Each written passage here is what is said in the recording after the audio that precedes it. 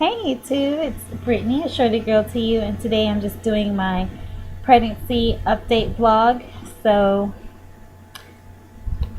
this should be typically I'd be 33 weeks, but like the previous video, because Xavier, based off on this height, when we went to our last appointment, he's measuring 2 weeks ahead. This will be my 35-week pregnancy update. Basically this week, as far as symptoms go, I have been really using the bathroom at night. The nighttime bathroom runs have picked up. It's almost like being in the first trimester all over again. I even I was so annoyed by it, I even decided to like keep a chart just to see how often, if either I was crazy and I just thought I was going a lot, or to see if I really was going a lot. So the last 2 nights I've been writing down, the time that I get up to go. And I kid you not, looking at the chart that I did for last night, I was up, and it was around almost the exact same time each hour. I was up at 12:46, 1:42, 2:47, 3:53. It was always like around the same time frame, but each hour. And I was just like, no wonder I can't sleep. Then Tuesday, I had the worst back pain ever. My sister stayed the night, and she used one of my body pillows. Never again, okay? Never again, because I use two body pillows. I kind of lay them like this to balance my weight and take some of the pressure off my back. And it actually helps me sleep.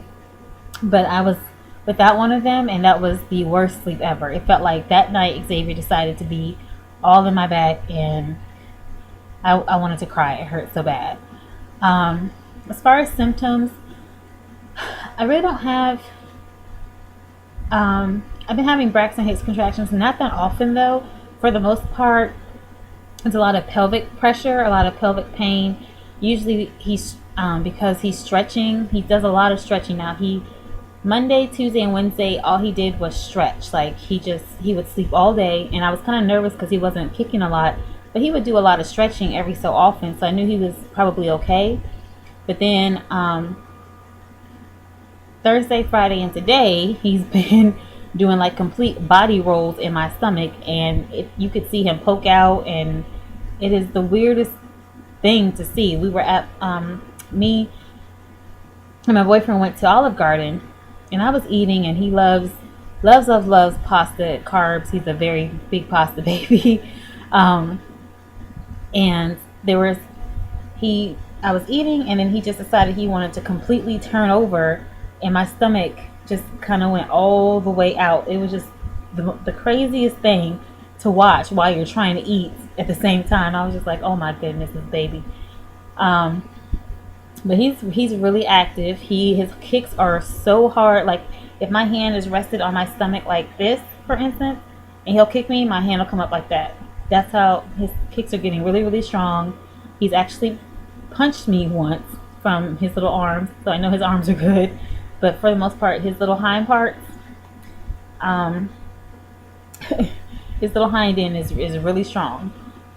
He kind of switches from being head down, straight up and down, or vertical, to sometimes he'll be kind of like off center. He'll be kind of diagonal the way he's laying with his head down and his feet going to one side or to the other. But for the most part, he's head down.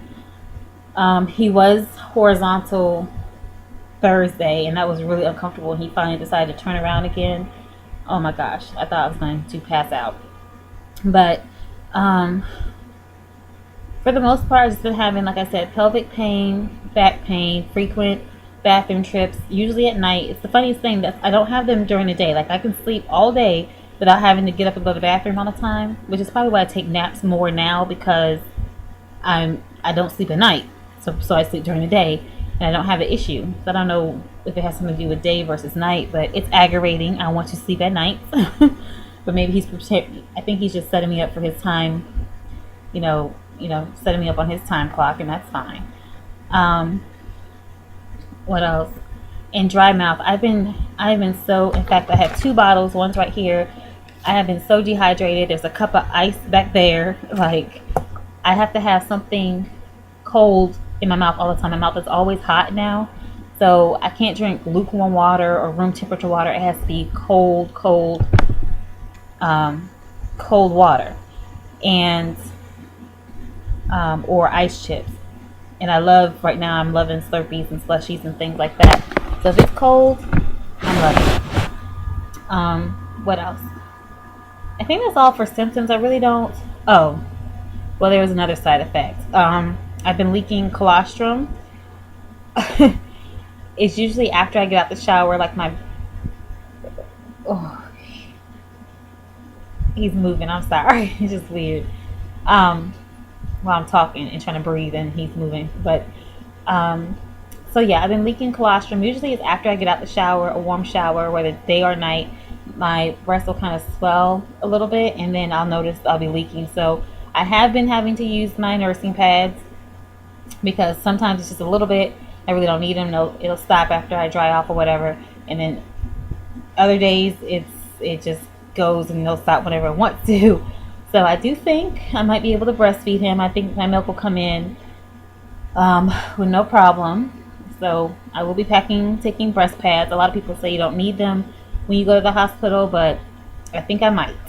So that'll be one item in my labor and delivery bag that I will be bringing with me. We have an appointment next Wednesday. It's finally another ultrasound. So I haven't seen this guy since I think 20 weeks and 3 days. Well, I guess at that point it's been 22 weeks. But anyway, around 20 weeks and 3 days. So I haven't seen him almost 3 months. I want to see what he looks like. I'm not getting a 3D. I kind of want at least something to be a surprise. I know that I'm having a boy. At least let me, what his appearance be a surprise. Let me figure that out.